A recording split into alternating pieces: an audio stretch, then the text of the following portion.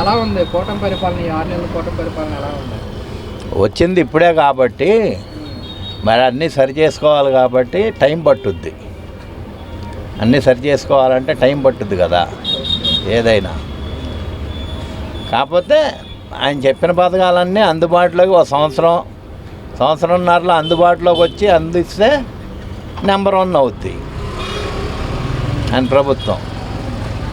అంటే కూటమి ప్రభుత్వం వచ్చి 6 నెలలు అవుతున్నాయి కానీ ఇంకా పథకాలు ఏమి అమలు చేయట్లేదని వైసీపీ అంటున్నారు. ఇప్పుడు వైసీపీ అధికారంలో ఉంటే ఈ టీడీపీ అధికారులు ఉంటారు కదా, వీళ్ళు అంటారు. ఇప్పుడు వాళ్ళ అధికారంలో ఉంటే వీళ్ళు అంటారు, వీళ్ళ అధికారంలో ఉంటే వాళ్ళు అంటారు. ఇదంతా సరా మామూలే ఇదంతా. వాళ్ళని చెప్పుకుంటాం, వీళ్ళని చెప్పుకుంటాం, ఇవన్నీ. కాకపోతే చేసే వ్యక్తులను బట్టి ఉంటుంది. మంచి చేస్తే మంచిగా ఉంటుంది, చెడు చేస్తే చెడే ఉంటుంది. అదేంటంటే ఇక అది కాలం మారుతూ ఉంటుంది. గెలవాలని ఎవరైనా గెలవాలని అనుకుంటారు, ఒక్కడే గెలుస్తారు. ఇద్దరు నుంచి ఉంటే ఒక్కళ్ళే కదా గెలిచేది. ఎవరైనా ఒకళ్ళు ఓడిపోవటం తప్పదు. అదృష్టం ఎవరికి ఉంటే, ఎవరికి రాసి ఉంటే వాళ్ళు గెలుస్తారు, వాళ్ళు పరిపాలిస్తారు అంతే. అంటే కూటమి ప్రభుత్వం వచ్చి 6 నెలలు అవుతున్నాయి, పథకాలు అమలు చేయట్లేదు, మేము ఇచ్చిన పథకాలే ప్రజలు ఇంకా గుర్తు చేసుకుంటున్నారని జగన్మోహన్ రెడ్డి గారు అంటున్నమాట. జగన్మోహన్ రెడ్డి గారు అంటున్నమాట అంటే ఆయన అందించిన పథకాలు అలాగే ఇచ్చాడు, అలాగే అందిని. ఆయన దిగిపోయిన వరకు అలాగే అందిని. వాస్తవం, అది ఒప్పుకోవచ్చు దానికి. ఇప్పుడు వీళ్ళు ఎక్కారు, 6 నెలలు అయింది. మరి ఒక్కొక్కటి రన్నింగ్లో పెట్టుకోవాలి కదా, టైం చూడాలి కదా. గ్యాస్ బండ్ ఇచ్చాడు, గ్యాస్ బండ్కి మరి కేంద్రం అందిస్తుంది కదా. మరి ఇప్పుడు ఈ పథకాలు అమలు చేయాలంటే ఖజానా ఖాళీగా ఉంది, రాష్ట్ర ప్రజలు మొత్తం అర్థం చేసుకోవాలంటున్నారు కదా. మరి అదే ఆయన మరి అవన్నీ ఆలోచించుకొని ఇవ్వాలి, అన్ని వాగ్దానాలు చెయ్యాలి మరి ఎవరైనా. ఇప్పుడు మరి జగన్మోహన్ రెడ్డి గారు ఇంకా పెంచాలి చెయ్యాలి అంటే ఆయన ఇంకా చెప్పొచ్చు, చెయ్యొచ్చు. కానీ నేను చెప్పను, చెప్పిని నేను చేసేలా ఉంటేనే చెప్తానన్నాడు. ఆయన ఏమి వాగ్దానాలు చేయలేదు, ఉన్నాయే చేస్తానన్నాడు. మాట మీద అలా ఉండిపోయాడు. వీళ్ళు ఏంటంటే సూపర్ సిక్స్ అని చెప్పి ఆలోచన, ఇంకా వాళ్ళ ఆలోచన ఏదన్నా ఉండే సూపర్ 6 అని పెట్టారు. ఒకటే అమలు చేసింది వాళ్ళు.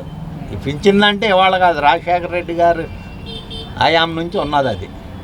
ఆయన 200 ఏమైనా ఉండి, 100 ఏమైనా ఉండి, ఎన్టీ రామారావు తెచ్చాడు రాజశేఖర రెడ్డి ఏంటి అక్కడి నుంచి వచ్చింది. 83 అది వాళ్ళ కాడి నుంచి వచ్చింది అది పింఛను. ఎవరు వచ్చినా రన్నింగ్లోకి వస్తుంది. ఏంటంటే అధికారులు ఈ జనానికి ఆశ పెడతానికి 3000 ఇస్తాను, 4000 ఇస్తాను అని చెప్పి అలా పెంచుకుంటూ పోతున్నారు. అది మరి ఇప్పుడు వాలంటీర్స్ విషయానికి వస్తే మీరేమంటారండి? వాలంటీర్స్ విషయానికి వస్తే వాలంటీర్స్ని పెడతాం మంచిదే. ఇప్పుడు నాకు నచ్చింది నేను చెప్తా, అతనికి నచ్చింది అతను చెప్తాడు. ఇప్పుడు ఏంటంటే వారంటీ అలా చేశాడు ఇలా చేశాడని ఒకళ్ళు అంటారు, ఒకళ్ళేమో బాగా చేశారంటారు. అవన్నీ వారంటీస్ ఉండటం కరెక్టే. ఎందుకంటే ఇప్పుడు నాకే ఆధార్ కార్డు కానీ పాన్ కార్డు ఏదన్నా నాకు అవసరం వచ్చింది, అవసరం వస్తే నేను ఒకసాట కాదు, ఈఆర్ఓ దగ్గరికి వెళ్ళాలి, నెంబర్ దగ్గరికి వెళ్ళాలి, పంచాయతీకి వెళ్ళాలి, ఇవన్నీ ఉండేవి. అదేమీ లేకుండా వారంటీ ఫోన్ చేస్తే వారంటీ వచ్చి ఏంటంటే నాకు ఇది సమస్య అంటే మన ఫోన్ నెంబర్ అవి తీసుకొని మన ఆధార్ కార్డు అవి పెట్టి మన పని అతను చేసి పెట్టేవాడు, మనకు ఫోన్ చేసేవాడు స్టంప్ వేయాలన్నా ఏదైనా. అలాగే రేషన్ ఉంది, స్టోర్కి వెళ్ళేవాళ్ళం.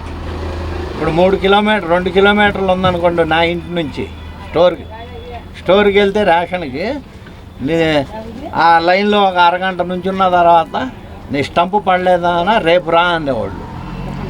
అలాగా 2 సార్లు తిరిగేవాళ్ళం. అది లేకుండా ఇలా ఎళ్ళమ్మటి వచ్చి ఇస్తున్నారు. స్టంపు పడింది అనుకోండి అమ్మటే ఇచ్చేస్తున్నారు, లేకపోతే 2 రౌండ్లోనూ అలా ఇబ్బంది లేకుండా ఇంటికాడికే వచ్చి అంటే ఆ సందులోకి వచ్చి ఒకసాట 10 మందికి 15 మందికి అలా ఇచ్చేస్తూ ఉన్నారు కదా, అది బాగానే ఉంది. మళ్ళీ ఇప్పుడు అదే పరిస్థితి ఆ బియ్యం అలా వస్తాయి అనుకోండి, మరి వారంటీల ద్వారా ఆ సేఫ్టీ ఉంది. ఏమన్నా పని చేయించుకోవాలన్నా మనకి ఏమన్నా అవసరమైనా మనం పంచాయతీకి వెళ్ళటం ఈఆర్ఓ దగ్గరికి వెళ్ళటం ఇవన్నీ లేకుండా అతని ద్వారాగా మనకి పనులు అయ్యాయి జనానికి. అది ఒకటి మాత్రం మంచి పనే అది. మరి ఇప్పుడు ఈ ప్రభుత్వంలో వాలంటీర్స్ లేరు కదా.